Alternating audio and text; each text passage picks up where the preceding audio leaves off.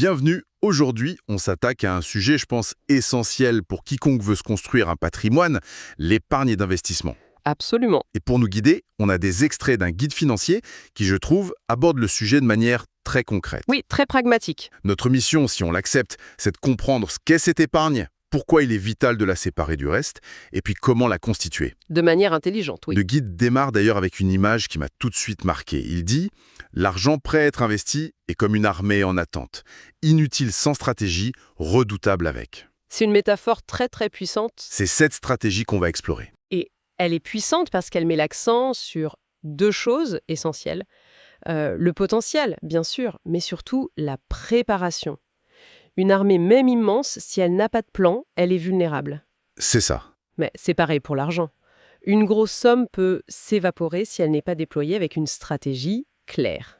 Et une discipline de fer. Donc il ne s'agit pas juste d'amasser, mais de savoir comment et quand déployer ses troupes. Exactement. Alors, avant même de parler de déploiement, il faut définir le terrain de jeu. Concrètement, qu'est-ce qui différencie cette épargne d'investissement de l'argent qu'on a sur un compte courant ou même du fameux fonds d'urgence? Ah, c'est plus qu'une différence comptable. C'est vraiment une différence de philosophie. La source la définit comme l'argent avec lequel on peut, et je cite, « sereinement prendre des risques ». Le mot-clé, c'est « sereinement ». C'est le mot fondamental. Et cette sérénité, elle ne vient que si une condition est remplie. Tous les autres besoins sont déjà couverts.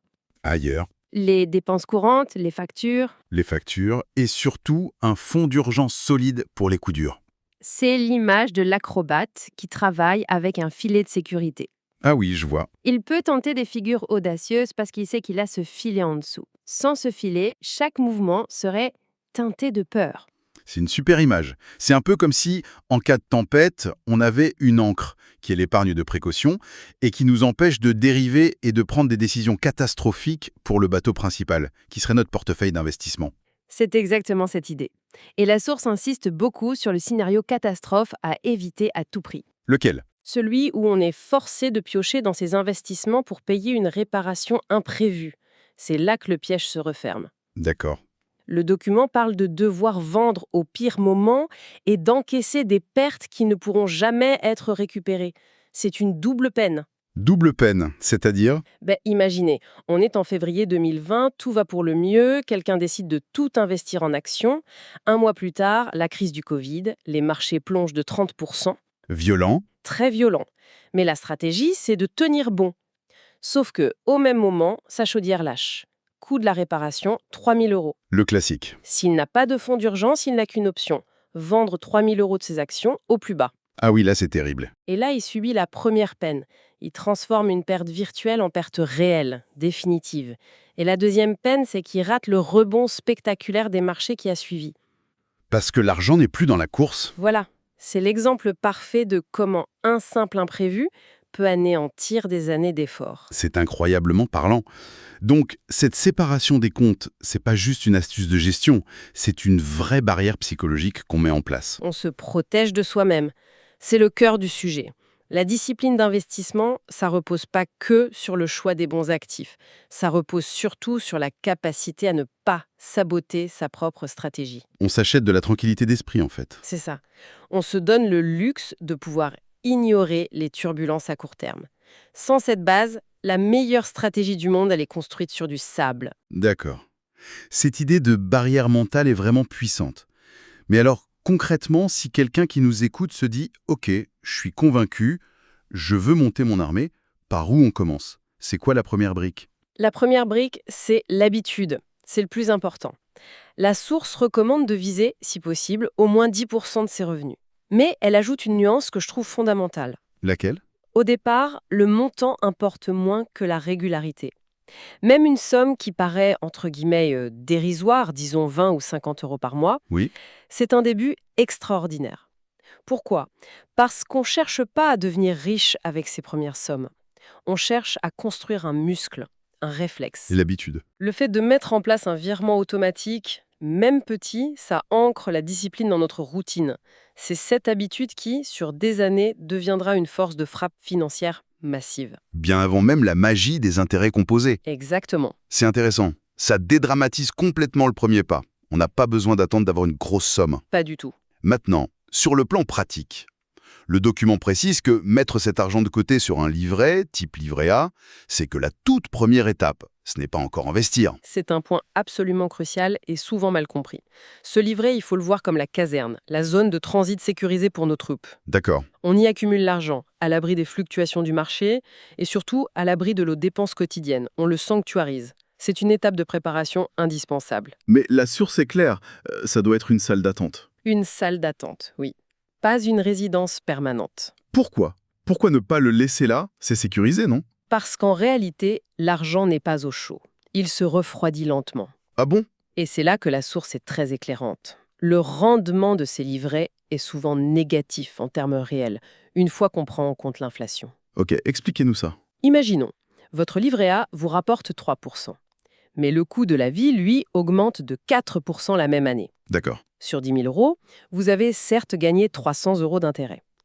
Mais pour acheter ce qui coûtait 10 000 euros l'an dernier, il vous en faudrait maintenant 10 400. Donc j'ai perdu 100 euros de pouvoir d'achat. Vous avez perdu 100 euros sans même vous en rendre compte. Votre argent s'érode silencieusement. C'est pour ça que c'est une salle d'attente. Voilà.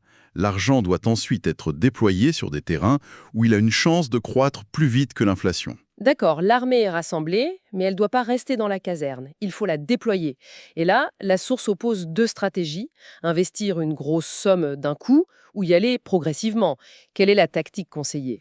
La méthode clairement conseillée, surtout pour débuter, c'est d'investir de petites sommes régulièrement. Chaque mois, par exemple. L'investissement programmé. C'est ça, le fameux dollar cost averaging.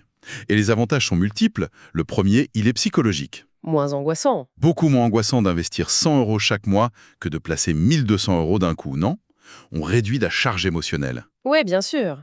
Et au-delà de l'émotionnel, on lisse le risque, c'est ça. C'est le deuxième avantage majeur. En investissant un montant fixe régulièrement, on achète automatiquement plus de parts quand les prix sont bas et moins quand ils sont hauts. On profite des soldes sans essayer de deviner quand elles ont lieu. C'est exactement ça. Sur le long terme, ça permet de lisser le prix d'achat moyen et de réduire l'impact de la volatilité. On ne cherche pas le timing parfait, on s'en remet à la discipline du temps. D'accord, donc on achète moins cher quand ça baisse. Ça a du sens. Mais à l'inverse, si le marché ne fait que monter pendant des mois, en entrant petit à petit, on rate une partie de la hausse. Est-ce que cette prudence nous coûte pas de la performance au final? C'est une excellente objection, et elle est mathématiquement correcte. Statistiquement, sur un marché majoritairement haussier, l'investissement en une seule fois, le lump sum, est souvent plus performant. Alors pourquoi ne pas le faire? Parce que la finance, ce n'est pas que des maths, c'est aussi de la psychologie. Le guide privilégie l'approche régulière, non pas parce qu'elle est toujours la plus rentable, mais parce qu'elle est la plus tenable. La plus tenable. Elle protège contre le risque le plus dévastateur, celui de paniquer et de tout vendre au pire moment.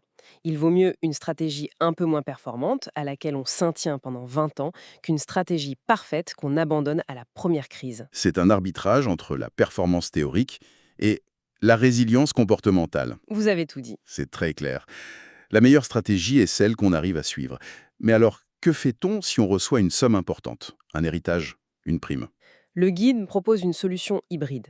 Le risque du lump sum, c'est de tomber juste avant une crise. Placer 50 000 euros et voir son portefeuille à 35 000 une semaine après. C'est un test psychologique que peu de gens peuvent surmonter. Très peu. Donc la solution, c'est de fractionner. Diviser cette grosse somme en 6, 10, 12 parties et les investir progressivement sur une période définie. On transforme un lump sum angoissant en une série d'investissements réguliers. Voilà, on sacrifie un peu de performance potentielle pour une bien plus grande tranquillité d'esprit. C'est une façon de s'appliquer la méthode de l'investissement programmé, même avec un capital de départ. Exactement. Bon, si on devait prendre un peu de hauteur, quels seraient les grands principes à retenir de tout ça? Le document a une section à retenir très bien faite. Le premier point, c'est l'objectif. On est là pour construire un patrimoine sur le long terme, pas pour un coup rapide. Le temps est l'ingrédient principal. Ce qui amène au deuxième point. Commencer le plus tôt possible, même avec peu, pour laisser le temps aux intérêts composés de faire leur magie. Exactement. Le troisième, c'est la règle d'or. On n'investit que l'argent dont on est certain de ne pas avoir besoin à court ou moyen terme. Le fameux filet de sécurité. Toujours. Le quatrième en découle. Le fonds d'urgence doit être séparé, plein et prêt. Et enfin, le dernier, C'est le pouvoir de la régularité. Des petits montants, mais avec une discipline de métronome. Ça permet de traverser les tempêtes. Et de profiter des baisses. La régularité bat presque toujours la tentative de prédire le marché. Et ce que j'aime bien, c'est que la source termine avec une dose d'humilité. Elle rappelle que ce ne sont pas des commandements divins. Oui. Et c'est ce qui rend l'approche si saine.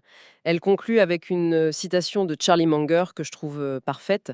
Prenez les idées là où elles sont, mais utilisez votre propre cerveau pour les assembler. C'est une transition parfaite vers le rappel qu'on doit toujours faire. Oui.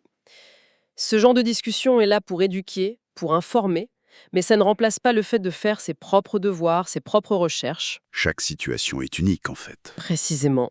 Avant de prendre la moindre décision, il faut se poser les bonnes questions. Quels sont mes objectifs, mon horizon de temps, ma tolérance personnelle au risque? Les marchés sont imprévisibles. Et les performances passées ne garantissent jamais les résultats futurs. Au bout du compte, la responsabilité finale, elle nous appartient. Ce guide nous donne une carte, une boussole, mais c'est à nous de marcher. Une carte et une boussole, c'est déjà énorme. Merci beaucoup. Ces éclaircissements rendent ce concept beaucoup plus concret et, surtout, moins intimidant. Avec plaisir. Et pour prolonger la réflexion, la source se concentre brillamment sur la discipline financière. Hmm. Comment mettre l'argent de côté, comment l'organiser. Oui. Mais ça soulève une autre question, tout aussi importante pour la suite. Une fois l'habitude financière acquise, comment cultive-t-on la discipline émotionnelle pour s'en tenir à sa stratégie quand les marchés deviennent inévitablement chaotiques? C'est peut-être là que la vraie bataille se joue. Une excellente question pour une prochaine exploration. Merci encore. Si cette analyse vous a plu, n'oubliez pas d'ajouter un j'aime et de vous abonner pour ne rien manquer de nos prochaines explorations.